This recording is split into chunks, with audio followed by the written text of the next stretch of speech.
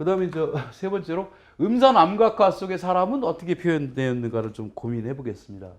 소주제를 잡아왔어요. 인류의 본질적 욕구를 직접적으로 표현했다. 음산 암각화가 약간 흥미로운 것은 이런 남성의 이 생식기를 굉장히 구상적이면서도 추상적으로 표현해 놨어요. 구상적이라는 건 뭐냐면 리얼리티를 그대로 살린 거죠. 사과를 그린다면 사과처럼 그리는 것을 우리가 구상적이라고 하거든요. 사과가 네모나지는 않지 않습니까? 근데 사과를 사각형으로 그린다면 그건 구상적이 아니라 추상적인 거거든요. 실제 우리 눈으로 확인되는 도상의 외곽선을 인정하지 않는 또 다른 관념의 어떤 표출이란 말이죠. 그런 걸 우리가 추상적이라고 하는데, 분명히 이 외곽선은 남성의 생식기 외곽선을 그대로 나타내고 있어요. 근데 문제는 여기 앞부분에 보면은 사람 얼굴 비슷한 게 그려져 있어요. 도대체 이게 의미하는 게 뭔지를 알 수 있을까요? 대단히 이거 굉장히 어려운 과제가 될 겁니다. 여기 보면은 중국 연구자는 이거를 숭배물 이렇게 써놨어요. 남근 숭배 사상을 나타낸 거라고 표현한 건데 일리가 있다고 봅니다. 왜냐하면 우리나라 같은 경우에 근대기까지 강릉의 해신당이라고 하는 지역 신당에 보면은 나무로 깎은 목재 남근이 마치 과일처럼 주렁주렁 매달려 있었거든요. 아마 지금도 있을 거라고 좀 봅니다. 그런 것처럼 남근 숭배 사상은 이런 중국의 경우에 한정하는 것이 아니라 우리나라에서도 이미 있었고, 일본에서 보면은요, 일본은 더 이게 아주 독특한데, 일본의 고유한 사상을 신도라고 하지 않습니까? 신도 또는 신교라고 하는데, 신도의 이론적인 어떤 내용을 정립한 자료를 보면은, 책이죠, 책. 고서에 보면은 분명히 일본인들은 여근과 남근에 대한 숭배 의식이 있었어요. 분명히 있었습니다. 그럼 우리는 없었느냐? 있었다고 했죠. 해신당 얘기도 했지만, 가장 알려진 사실은 선덕여왕조를 설명하는 삼국유사의 해당 부분에 여근곡이 명시가 되어 있어요.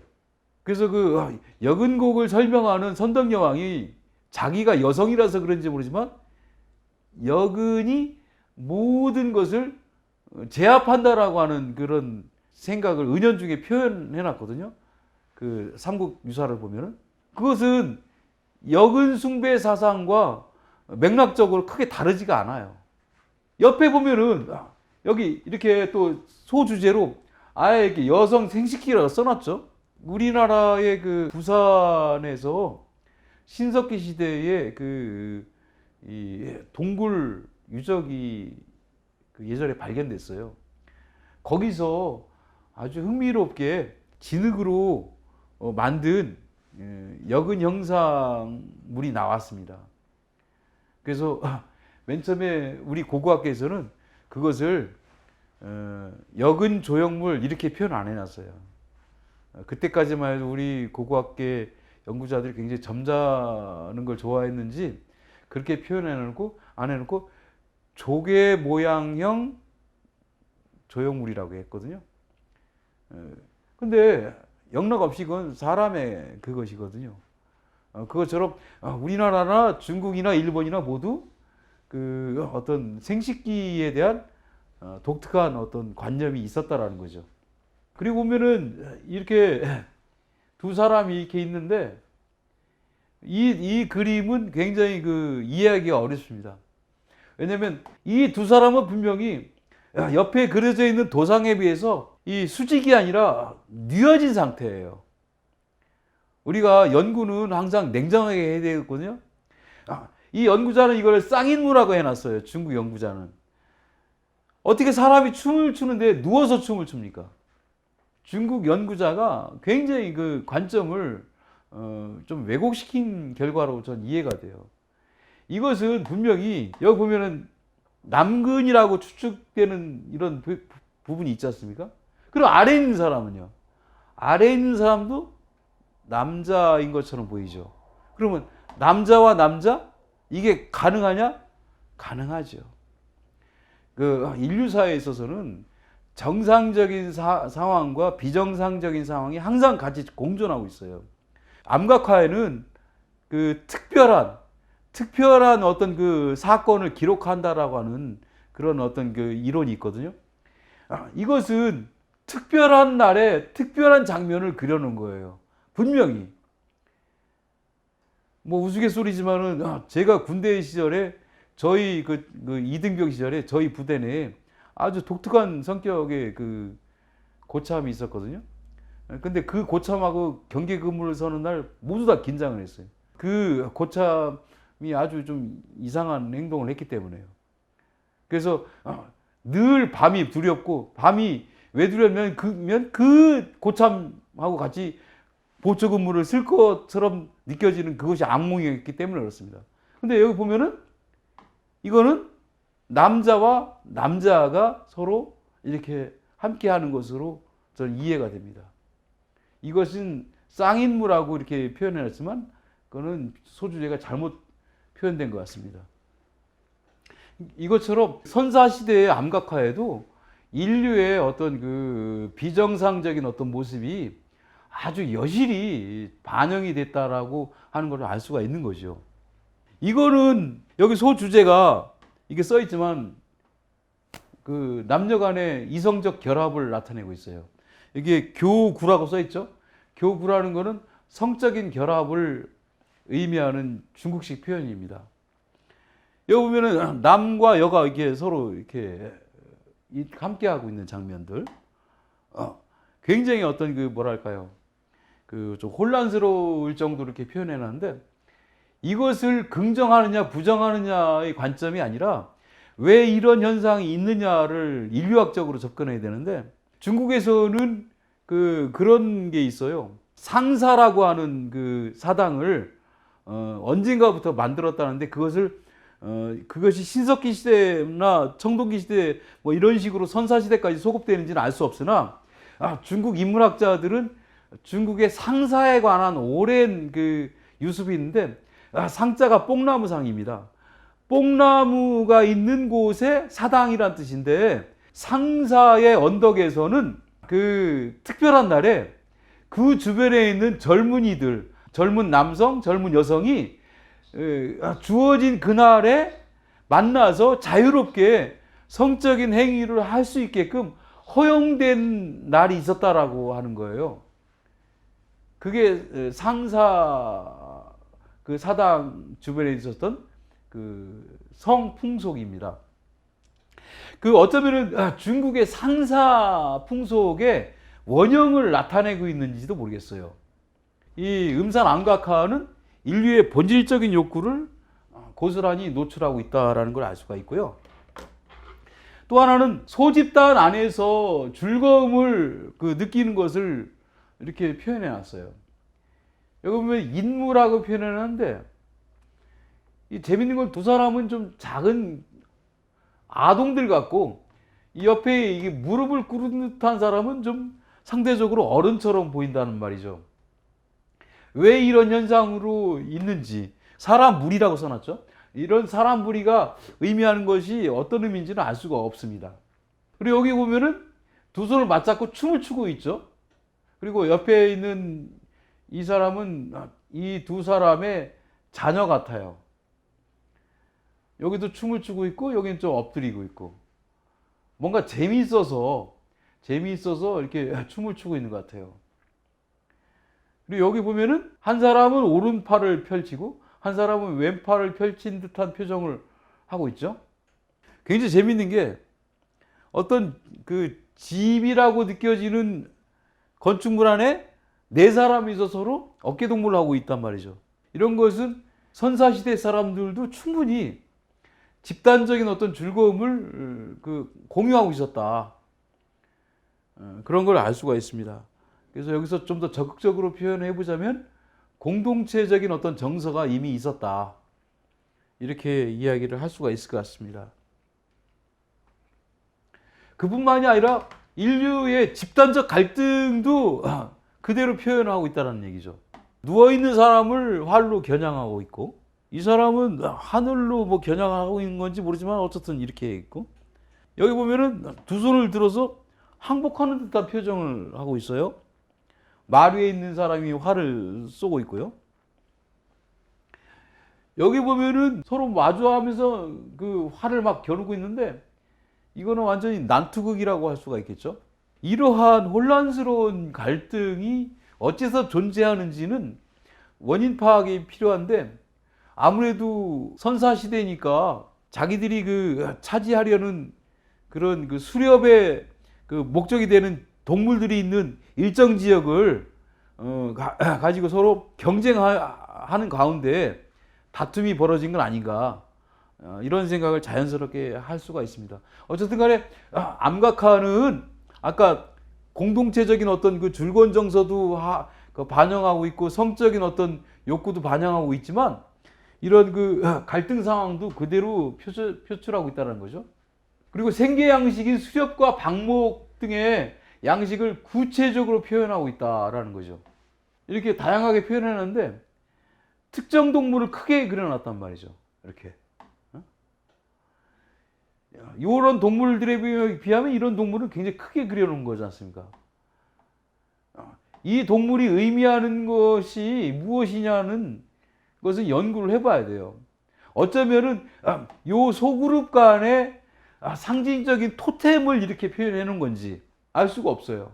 그리고 여기 보면은 거대한 그 또 이걸 독수리로 봐야 됩니까? 하여간 다른 동물에 비해서는 너무 체장, 몸집이 커요.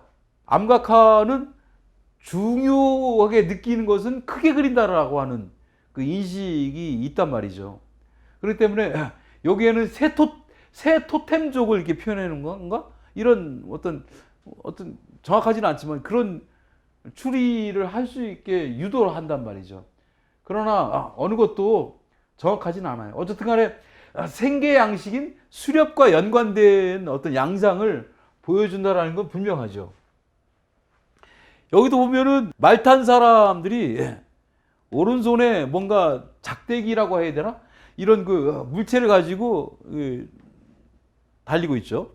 요거 같은 경우는 낙타처럼 보이는데 정확하지가 않아요.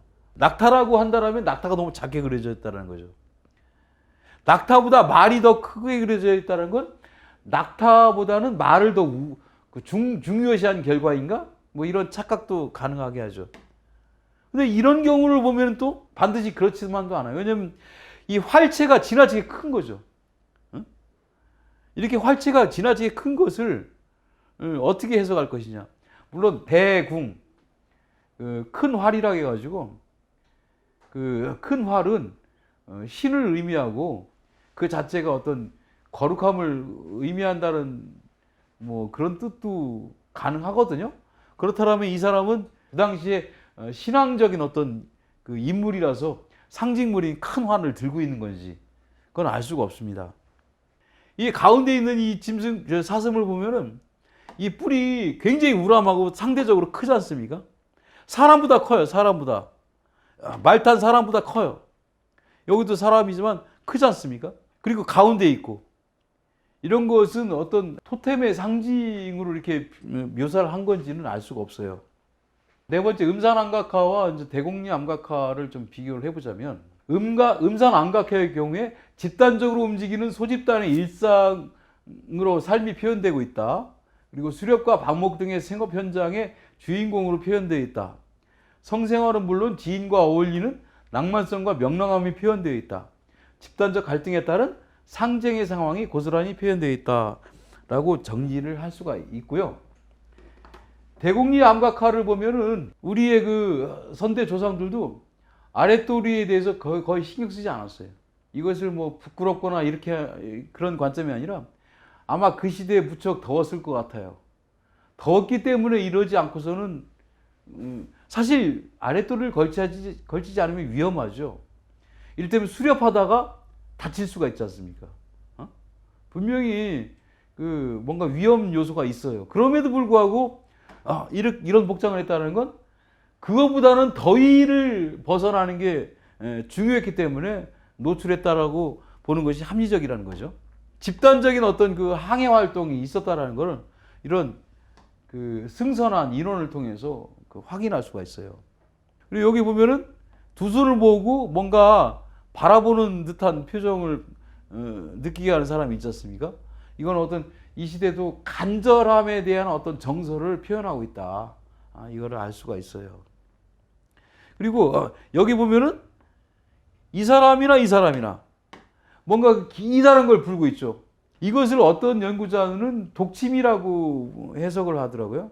독침이 가장 빠른 시간 안에 동물을 포획하는 사냥 방법이기 때문에 독침이라고 하는데 저는 그거에 별로 동의가 안 됩니다. 독침을 잘못 사가지고 동료를 쓰면 어떡합니까? 그건 더 위험하지 않습니까? 차라리 이것은 그냥 악기를 다루는 마치 필이랑 비슷한 그런 악기를 다루는 사람으로 보는 것이 합리적이지 않을까. 왜냐하면 음산의 경우에도 동료들 간에 어깨동무하고 춤추고 노래 그런 표정들이 확인이 되는 것처럼 우리의 선대 조상들도 매일 뭐 그냥 먹고 사는 문제 때문에 영참서 뭐 고래를 잡으러 가세 뭐 매일 그런 것만 했을 것이냐. 응?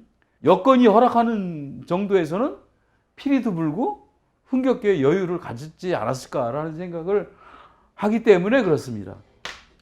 이 어로 작업을 하는데 단독 어로가 있는가 하면 연합 어로, 연합선단을 꾸려서 해양 어로 작업을 했다는 것이 굉장히 중요합니다. 굉장히 중요해요.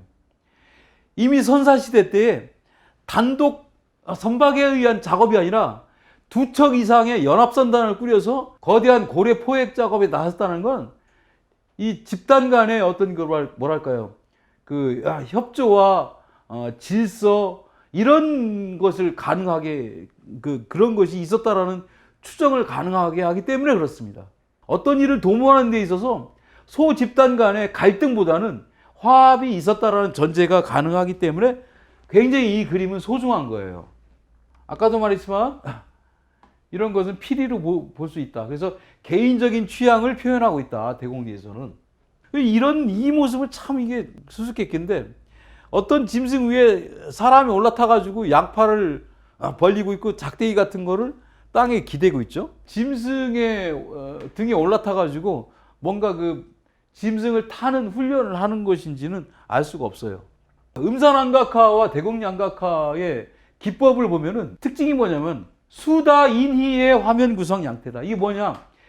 짐승은 많이 그리고 사람은 적게 그리는 방식이라는 거예요. 보면은 사람보다는 짐승이 많아요. 우리 대공리도 마찬가지로 사람보다는 짐승이 많아요. 수다인희, 짐승은 많고 사람은 적게 그리는 화면 구성 양태가 들어있고, 수대인소, 짐승은 크게 그리고 사람은 작게 그리는 구도 양태가 또 같이 음산 암각화나 대공리 암각화에서도 똑같이 적용이 되고 있죠. 여기 보면 사람에 비해서 이게 말인지 들소인지 모르지만 엄청나게 크게 그려져 있지 않습니까? 여기도 마찬가지고 여기도 보면은 사람에 비해서 굉장히 크게 그려져 있죠. 들소로 추정되지만 동물의 중심에 줄기를 표현하는 기법이 유사하다. 여기 보면은 중국의 연구자는 이걸 낭군, 이리떼라고 표현했어요. 이게 이리, 승냥이를 이렇게 표현해 놨는데 이게 줄무늬가 승냥이라는 거죠. 우리 멧돼지도 이렇게 표현해 놨죠. 대공리의 경우에. 그리고 동물 해체의 모습이 표현되어 있다. 여기 이 동물이 이렇게 다 마치 등뼈가 노출된 것처럼 표현하는데 이것은 동물을 해체한 거라는 해석이죠.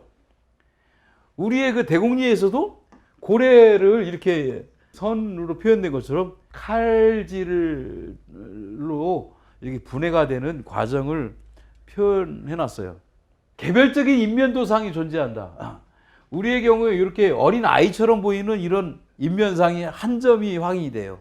이 아이가 죽은 아이인지 그래서 이 아이가 보고 싶어서 표현해놨는지 모르지만 대공리에 딱 한 부분이 있는데 음산에서는 이렇게 많아요. 이것을 합리적으로 해석하는 것은 선사시대에는 영아 사망률이 높았기 때문에, 왜냐하면 일단 영양 공급이 부실하고 여러 가지 뭐 안전사고가 많았기 때문에 어린 아이들은 일찍 죽었을 가능성도 있는 거죠. 그래서 일찍 죽은 아이들을 불쌍하게 여겨서 이렇게 표현해 놓은 건지는 알 수는 없습니다. 어쨌든 그렇다는 얘기죠. 그리고 궁시에 의한 수렵 생활상에 표현되어 있다. 활과 화살을 통해서 수렵 생활을 하는 것을 많이 보게 된다는 거죠. 여기도 보면은 세 사람이 이렇게 활을 쥐고 있죠. 사람의 머리에 쓴 번거지. 모자라는 건 한자지 않습니까? 한자. 순우리말은 번거지예요. 번거지. 머리에 쓰는 건 모두 번거지예요. 번거지란 말이 좀 촌스럽긴 하지만 순우리말이라 이거죠. 사람의 머리에 쓴 번거지 형태가 비슷하다. 양쪽에 이렇게 툭툭 튀어나온 것처럼 뭔가 좀 이 구슬 같은 것이 튀어나온 것처럼 우리의 대공리에서도 이 사람이 양쪽에 머리에 튀어나왔어요. 이런 걸 통해서 음산에 있던 사람들의 일상 문화가 우리의 대공리랑 어떤 맥락성을 갖고 있다라고 할 수가 있고요. 춤추는 사람이 표현되어 있죠. 우리 대공리에도 유일하게 춤추는 사람이 있어요. 대공리 암각화가 그래서 재밌어요. 피리 부른 사람, 춤추는 사람, 그리고 두 손 모아서 뭔가를 간절하게 바라는 사람. 주요 인물의 표현 비율이 상대적으로 크게 표현되어 있다. 크게 표현되어 있죠. 이 사람은 얼굴이 너무 크게 그렸죠. 이렇게 주요 인물로 여겨진다는 거죠.